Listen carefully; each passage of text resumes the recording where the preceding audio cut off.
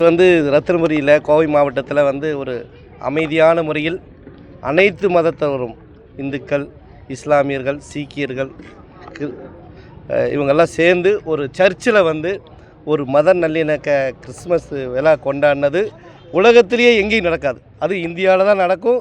அது இந்த தமிழ்நாட்டில் கோவையில் நடந்தது எங்களுக்கு ஒரு பெரும் மகிழ்ச்சி. தொடர்ந்து நாங்கள் 20 ஆண்டு காலமாக தான் இதை தான் வலியுறுத்துகிறோம். எல்லா மத நிகழ்ச்சிகளையும் நடத்துகிறோம். எல்லா நிகழ்ச்சிக்கும் அனைத்து சமூகத்தை சார்ந்தவர்கள் எல்லாம் அழைத்து இந்த மாதிரி எல்லாம் நாங்கள் இந்த விழாக்களை கொண்டாடுறது நம்மளுக்குள் பிரிவினை வேண்டாங்கிறதுக்காகத்தான்.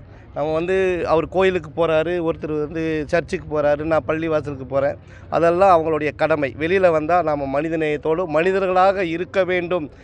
மற்றவர்களிடத்திலே மனிதநேயத்தோடு வாழ வேண்டும் என்பதற்காக தான் இந்த நிகழ்ச்சி நடத்திருக்கோம். அது இந்த விழாவில் நலத்திட்ட உதவிகளை எல்லாம் வழங்கி மிக சிறப்பாக கொண்டாடணும். இந்த நாட்டுக்கு தேவை அமைதி, நல்லிணக்கம், சகோதரத்துவம். இதில் எந்த ஒரு பிரிவினையும் நம்மளுக்குள் வரக்கூடாது. ஏன்னா இந்த நாட்டில் தேசபக்தி உள்ளவர்கள் எப்பொழுதுமே நான் தேசபக்தி உள்ளவன் என்றால் பிரிவினையை ஏற்படுத்தக்கூடாது. தேசபக்தி உள்ளவன் உண்மையானவனாக இருந்தால் மற்ற மக்களையும் அரவணைத்து செல்லக்கூடியதுதான் நம்மளுடைய தேசம். அந்த தேசத்தில் இந்தியாவில் மட்டும்தான் இந்த மாதிரி எல்லாம் ஒற்றுமை நடக்க முடியும். அதற்கு ஒரு களங்கம் ஏற்படக்கூடாதுங்கிறதுக்காக தான் இந்த நிகழ்ச்சி நடத்தியிருக்கோம்.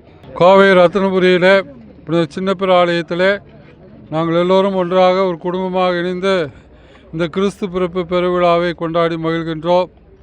இங்கு குடியிருப்பவர்கள் அனைவரும் பல்வேறு மொழிகளை பேசுபவர்களாக இருக்கலாம், பல்வேறு மதங்களை பின்பற்றுபவர்களாக இருக்கலாம். ஆனால் அவைகளெல்லாம் கடந்து நாங்கள் மனிதர்கள், மாமனிதர்கள், மனிதநேயம் கொண்டவர்கள். அந்த மனிதநேயத்தை இந்த உலகத்திற்கு எடுத்துக்காட்டாக கொண்டு வந்தவர் ஆண்டவர் இயேசுபாலன். அமைதி, மகிழ்ச்சி, சந்தோஷம், சமாதானத்தை போதித்தவர்.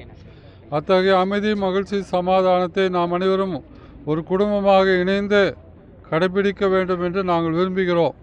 ஆகவே அனைத்து தீய சக்திகளையும் மறந்து நாம் ஒரு குடும்பமாக இணைந்து நாட்டின் நலனுக்காக, மக்களின் நலனுக்காக நாம் ஒன்றாக இணைந்து செயல்படுவோம். இறைவன் என்றென்று வாழ்த்து பெறுவாராக. அனைவருக்கும் கிறிஸ்துமஸ் நல்வாழ்த்துக்கள், புத்தாண்டு வாழ்த்துக்களை தெரிவித்துக் கொள்கிறோம்.